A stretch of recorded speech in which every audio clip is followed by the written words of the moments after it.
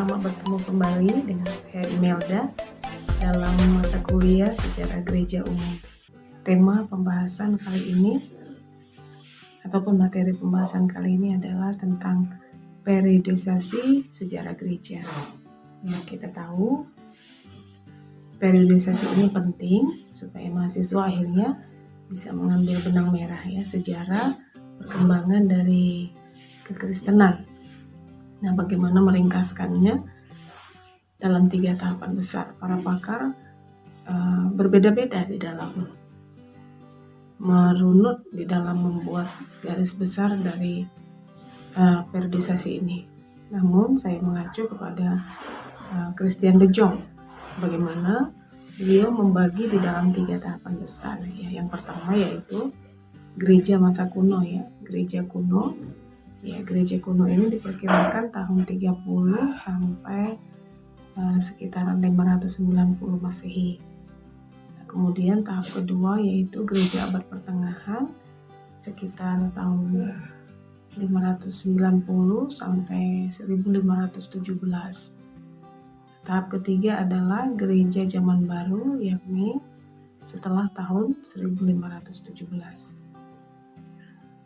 Periode pertama yaitu gereja kuno, kita menghitungnya dari mulai lahirnya gereja. Sejarah mencatat bahwa gereja lahir pada hari Pentakosta, yaitu tepatnya di Yerusalem. Nah, bagaimana para rasul mengalami lawatan Roh Kudus yang luar biasa di hari Pentakosta dicatat sebagai hari inaugurasi gereja.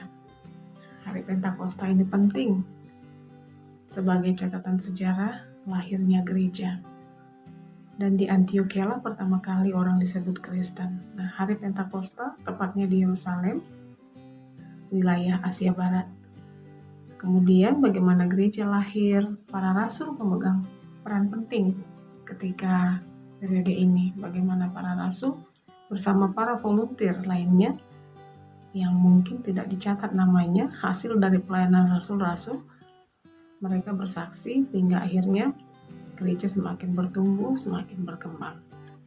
Nah, lalu kemudian kita melihat bahwa tahun 313 itu penting dalam catatan sejarah gereja. Mengapa? Karena memang di tahun inilah Kaisar Konstantinus Agung mengeluarkan yaitu maklumat ya, Edik Milano. Apa itu Edik Milano? Satu maklumat atau keputusan yang dikeluarkan yang berisikan toleransi beragama.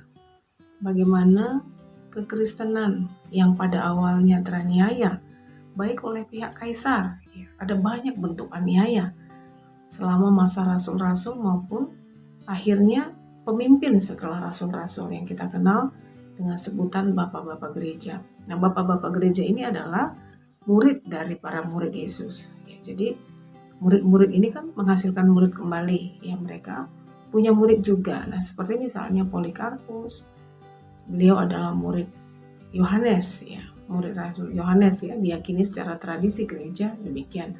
Lalu kemudian Clement sebagai muridnya Petrus seperti itu.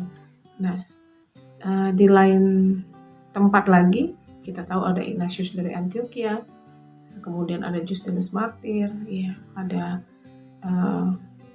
para bapak-bapak gereja yang lain yang memang bersama-sama melayani. Lalu kemudian tahun 313 ini mulailah suasana berubah di mana gereja mengalami yang namanya angin segar, tidak lagi dikejar-kejar, tidak lagi dianiaya. Nah, lalu kemudian setelah 313, tepatnya di 380, oleh kaisar yang berbeda dikeluarkan yaitu yang dinamakan Edik Theodosius ya, oleh Kaisar Theodosius Agung. Nah, maklumat yang kedua ini penting. Kenapa? Karena hitungannya setelah 380 Masehi inilah gereja akhirnya benar-benar merdeka. Gereja benar-benar diterima secara khusus kekristenan. Ya, Kristen itu akhirnya menjadi agama negara di bawah kekaisaran Romawi. Nah, pihak kekaisaran akhirnya sudah menerima gereja, sudah mengakuinya. Nah, kemudian dibangunlah basilika-basilika yang megah. Nah, tempat untuk beribadah ya. Bagaimana Kekaisaran Romawi akhirnya benar-benar dikristenkan.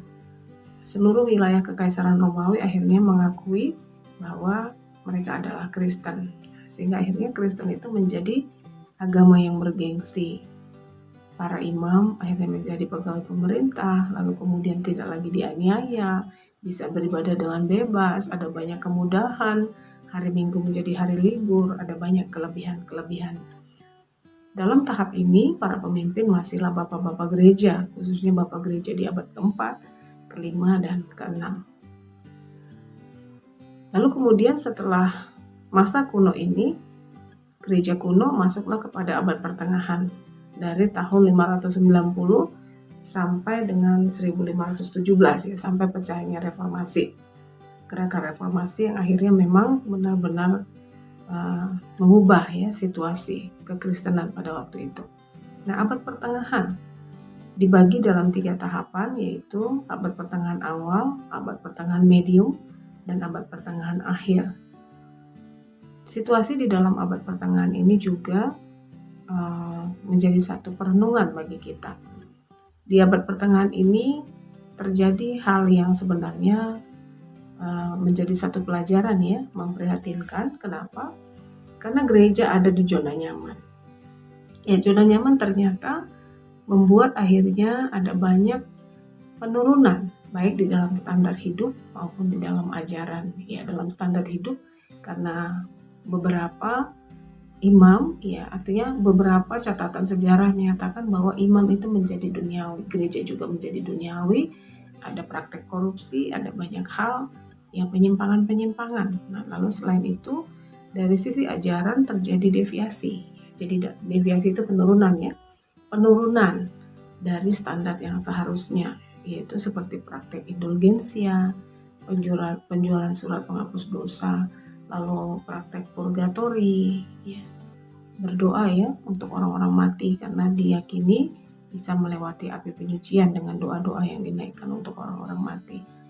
Lalu bagaimana akhirnya abad pertengahan ini juga diwarnai dengan perang salib. Nah, ini merupakan noda di dalam sejarah gereja ya. Perang salib selama 7 periode itu merupakan noda di dalam sejarah gereja yang tidak mungkin kita hapus, tapi itu sudah menjadi catatan sejarah. Nah, setelah abad pertengahan, kita tahu juga bahwa memang banyak nama yang mungkin bermunculan di abad pertengahan secara khusus dalam teologi skolastik. Nah, di sana ada Petrus Abelardus, ya, ada Anselmus dari Canterbury, lalu kemudian ada Thomas Aquinas yang mewarnai abad pertengahan selain tokoh-tokoh skolastik lainnya. Nah, lewat masa abad pertengahan, lalu masuklah masa reformasi. Nah, reformasi yang didengungkan oleh Martin Luther, ya, dengan menempelkan 95 dalil di Wittenberg ya, bagaimana dia memberikan pemikirannya, bagaimana juga dia sangat dipengaruhi oleh pembacaannya dari kitab Roma, bahwa seharusnya semua kembali kepada Alkitab, seharusnya semua kembali kepada kebenaran ya, sola scriptura, bahwa Alkitab saja. Jadi tidak ada yang lain yang bisa menyelamatkan selain di dalam Yesus, selain dengan iman. Nah, seperti itu penekanan dari apa yang diyakini oleh Martin Luther melalui dalil-dalil ini, walaupun itu merupakan satu pukulan keras untuk GKR. Nah, di pihak GKR sendiri tidak dengan serta-merta menerima. Martin Luther berhasil mempengaruhi yang lainnya. Ada banyak tokoh-tokoh yang ikut akhirnya di dalam gerakan reformasi. Dia tidak berjalan sendirian karena dia berhasil mempengaruhi yang lain, seperti misalnya Martin Bucer, lalu Johannes Calvin, Ulrich Zwingli, dan banyak tokoh-tokoh yang lain yang akhirnya ikut di dalam gerakan reformasi, termasuk nantinya gerakan Anabaptis. Nah, lalu kemudian setelah pecahnya reformasi, ya kita tahu memang di dalam tahapan gereja di zaman baru ini, reformasi dan kontrareformasi itu bagian awal ya, di 1517 sampai nanti 1650 ya, 1650. Kenapa? Karena memang dari pihak Katolik tidak dengan serta-merta juga menerima, tapi Katolik melakukan perlawanan, yaitu dengan kontrareformasi dalam dua sisi, yakni positif dan negatif. Positifnya karena akhirnya mereka memilih untuk memacu gerakan PI. Itulah akhirnya sebabnya kenapa banyak bangsa-bangsa Eropa yang memang dominan Katolik akhirnya memilih untuk bermisi. Penjangkauan ke Asia, penjangkauan ke Afrika itu dilakukan, termasuk lahirnya ke negara Indonesia. Nah, bagaimana akhirnya kontra reformasi ini juga berhasil untuk menyebar, membawa Injil tersebar ke belahan timur ya, ke belahan dunia timur secara khusus. Nah, lalu kontra reformasi yang negatif yaitu adanya bula, lalu kemudian inkuisisi. Nah, ini adalah bentuk kontras ya, bentuk perlawanan secara negatif terhadap gerakan reformasi. Nah, setelah reformasi dan kontra reformasi sejak 1650 sampai 1789 itu dikenal masa pietisme dan pencerahan. Pietisme dan pencerahan ini mewarnai secara khusus Jerman ya, Jerman dan sekitarnya. Ya, pietisme berawal dari cita-cita hidup saleh yang didengungkan oleh Philip Jacob Spener. Nah, bagaimana dia dengan bukunya Via Desideria itu sangat mempengaruhi, bukan hanya mempengaruhi Jerman saja, tapi daerah-daerah lain di luar Jerman.